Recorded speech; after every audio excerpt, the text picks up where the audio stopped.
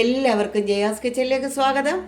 ഇന്ന് നമുക്ക് വളരെ ടേസ്റ്റിയിലും വേഗത്തിലും ഒരു സാമ്പാർ ഉണ്ടാക്കാം. അതിനുവേണ്ടി ഞാൻ ഇത്രയും പച്ചക്കറി എടുത്തിട്ടുണ്ട്.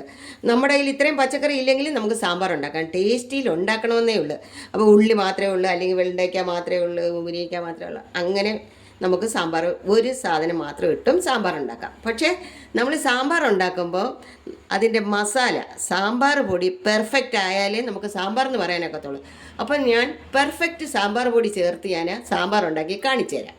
അപ്പോൾ ഇതൊന്ന് ഇതെല്ലാം ഒന്ന് വൃത്തിയാക്കി കഴുകി കട്ട് ചെയ്ത് കൊണ്ടുവരാം. സാമ്പാറിന് പ്രധാനമായിട്ടും വേണ്ടത് തുമരപ്പരിപ്പ്. അതിനുവേണ്ടി ഞാനൊരു 100 ഗ്രാം തുമരപ്പരിപ്പ് എടുത്തിട്ടുണ്ട്. ഇതൊന്ന് കഴുകി കൊണ്ടുവരാം. ആദ്യം നമുക്ക് കഴുകി വെച്ചിരിക്കുന്ന തുമരപ്പരിപ്പ് നമുക്ക് കുക്കറിലേക്ക് ഇട്ട് കൊടുക്കാം. പിന്നെ നമുക്ക് പച്ചമുളകും ചെറിയ ഉള്ളിയും കൂടെ ഇട്ട് കൊടുക്കാം. ഇനി നമുക്ക് ഈ സാമ്പാറിൻ്റെ കഷ്ണങ്ങളെല്ലാം അരിഞ്ഞു വെച്ചിട്ടുണ്ട്. ഈ മുരിങ്ങയ്ക്ക നമുക്ക് ഇപ്പോൾ ഇട്ട് കൊടുക്കണ്ട. ഇതൊന്ന് പ്രത്യേകം വേവിച്ച് വേണം സാമ്പാറിലേക്ക് ചേർക്കാം, അല്ലെങ്കിൽ ഇത് പെട്ടെന്ന് അങ്ങ് ഉടഞ്ഞു പോകും, നമുക്ക് കഴിക്കാൻ കിട്ടത്തില്ല. അപ്പോൾ ഇത് നമുക്ക് കുക്കറിലേക്ക് ഇട്ട് കൊടുക്കാം. എടുത്ത് വെച്ചിരുന്ന 2 തക്കാളി അരിഞ്ഞതും കൂടി ഇട്ട് കൊടുക്കാം. തക്കാളിയുടെ പുളി പോരാതെ വരും. അതിനുവേണ്ടി ഞാനൊരു ചെറിയ നെല്ലിക്ക വലിപ്പത്തിൽ പുളി എടുത്തിട്ടുണ്ട്. ഇത് പിഴിഞ്ഞ് ചേർക്കാനും വേണ്ടിയില്ല. അപ്പോൾ ഇതിൻ്റെ കൂടെ ഇട്ട് നമുക്കങ്ങ് വേവിച്ചാലേ പാകത്തിനുള്ള പുളി കിട്ടും. ഇനി 1/2 ടീസ്പൂൺ ഉപ്പിട്ട് കൊടുക്കാം. ഇനി വേകാൻ ആവശ്യത്തിനുള്ള വെള്ളം ഒഴിച്ചു കൊടുക്കാം. നല്ലതുപോലെ ഒന്ന് മിക്സ് ചെയ്ത് ഒരു 3 വിസിൽ വരുന്നവരെ ഒന്ന് വേവിച്ചെടുക്കാം. സാമ്പാറിൻ്റെ കഷ്ണങ്ങളെല്ലാം വേകുമ്പോഴേക്കും നമുക്ക് സാമ്പാർ പൗഡർ എടുത്ത് സാദാ വെള്ളത്തിലൊന്ന് കുഴച്ച് മാറ്റി വെക്കാം.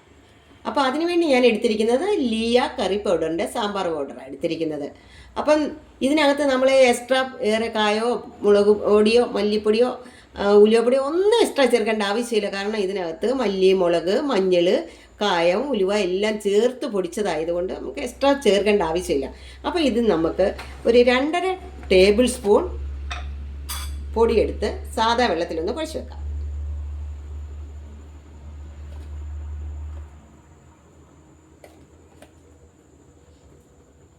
അപ്പോൾ ഇതൊന്ന് കുഴച്ച് മാറ്റി വെച്ചാൽ നല്ല കൊഴുപ്പ് കിട്ടും ആ സാമ്പാറിന്. കുറച്ച് വെള്ളത്തിലൊന്ന് കുഴച്ച് മാറ്റി വെക്കാം. കുറച്ച് ഉപ്പും കൂടി ചേർത്ത് കുറച്ച് വെള്ളവും കൂടി ഒഴിച്ച് ഒന്നുകൂടെ ഒന്ന് മെൽറ്റാക്കി വെച്ചാൽ നല്ലതുപോലെ കുതിർന്നിരിക്കും. നമ്മുടെ കഷ്ണത്തിലോട്ട് ഒഴിക്കുമ്പോൾ ഉണ്ടല്ലോ ആ സാമ്പാർ നല്ല കൊഴുത്ത സാമ്പാറായിരിക്കും. സൂപ്പർ സാമ്പാറാണ് കേട്ടോ. ഞാനിത് പലതവണ വെച്ച് നോക്കി, എനിക്ക് ഭയങ്കരമായിട്ട് ഇഷ്ടപ്പെട്ട്, അതുകൊണ്ട് ഞാൻ വീണ്ടും വീണ്ടും ഈ പൊടി ഓർഡർ ചെയ്ത് വാങ്ങിക്കുക. ഈ പരുവത്തിലൊന്ന് കുഴച്ച് മാറ്റി വെച്ചാലേ നല്ല സൂപ്പറായിരിക്കും സാമ്പാറിലോട്ട് ഇങ്ങോട്ട് വെന്ത കഷ്ണത്തിലോട്ട് ഒഴിക്കുമ്പോൾ. അപ്പം നമ്മൾ എക്സ്ട്രാ ചേർക്കുന്നത് വെച്ചാൽ ഉപ്പും പുളിയും അത്രയേ ഉള്ളൂ. ബാക്കി ഒന്നും ചേർക്കേണ്ട ആവശ്യമില്ല. നമുക്ക് കുക്കറൊന്ന് തുറന്ന് നോക്കാം. നമ്മുടെ സാമ്പാറിൻ്റെ കഷ്ണങ്ങളൊക്കെ നല്ല സൂപ്പറായിട്ട് വെന്തിട്ടുണ്ട്. നമ്മുടെ പരിപ്പും പടവലങ്ങയും വെള്ളരിക്കയും പച്ചമുളകും എല്ലാം നല്ലതുപോലെ വെന്തിട്ടുണ്ട്. ഈ സമയത്ത് നമ്മൾ വേവിച്ച് വെച്ചിരിക്കുന്ന മുരിങ്ങയ്ക്ക ഉണ്ടല്ലോ അത് ചേർത്ത് കൊടുക്കാം. അപ്പോൾ എന്തിനാണെന്നറിയാം, ഈ മുരിങ്ങയ്ക്ക നമ്മൾ പ്രത്യേകം വേവിച്ചില്ലെങ്കിൽ നമുക്ക് സാമ്പാറിൻ്റെ ഈ കഷ്ണത്തിലിട്ട് വേവിച്ച് കഴിഞ്ഞാൽ അതങ്ങ് ഉടഞ്ഞു പോകും, നമുക്ക് കഴിക്കാൻ കിട്ടത്തില്ല. ഇതാകുമ്പോൾ നല്ലതുപോലെ നമുക്ക് കഴിക്കാൻ കിട്ടും. അപ്പോൾ ഇതങ്ങോട്ട് ഇട്ട് കൊടുക്കാം. എന്നിട്ടൊന്ന് നൈസായിട്ടൊന്ന് ഇളക്കി കൊടുക്കാം. എന്നിട്ട് ഇതിലേക്ക് നമ്മൾ കലക്കി വെച്ചിരിക്കുന്ന അരപ്പ് അങ്ങോട്ട് ഒഴിച്ചു കൊടുക്കാം. സാമ്പാർ പൊടി കലക്കി വെച്ചിരുന്നതാണ്, ഇതങ്ങോട്ട് ഒഴിച്ചു കൊടുക്കുക. ഇനി ഈ പാത്രം അങ്ങോട്ട് കഴുകി അങ്ങോട്ട് ഒഴിക്കാം.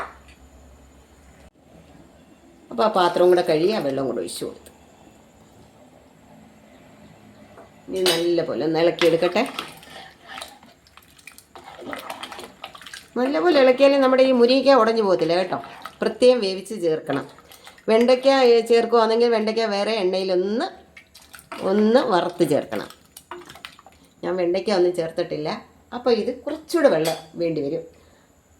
ഇത് തണുക്കുമ്പോൾ കുറുകും കേട്ടോ. അപ്പോൾ നമുക്ക് എത്ര വേണോ അതനുസരിച്ച് വെള്ളം ചേർക്കാം കേട്ടോ. സാമ്പാർ വെള്ളം പോലെ ഇരിക്കുന്നത് ഇഷ്ടമുള്ളവരുണ്ട്.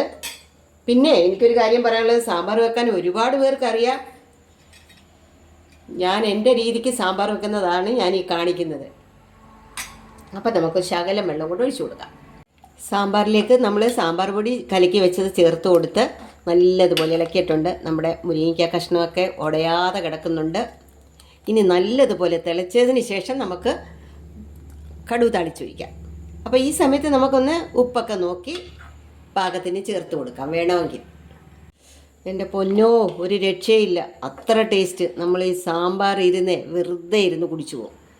ഞങ്ങൾക്ക് ഭയങ്കര ഇഷ്ടം ഈ സാമ്പാറൊക്കെ ഇങ്ങനെ ഉണ്ടാക്കിയിട്ട് വെറുതെ ഇരുന്ന് ഇങ്ങനെ കുടിക്കാൻ.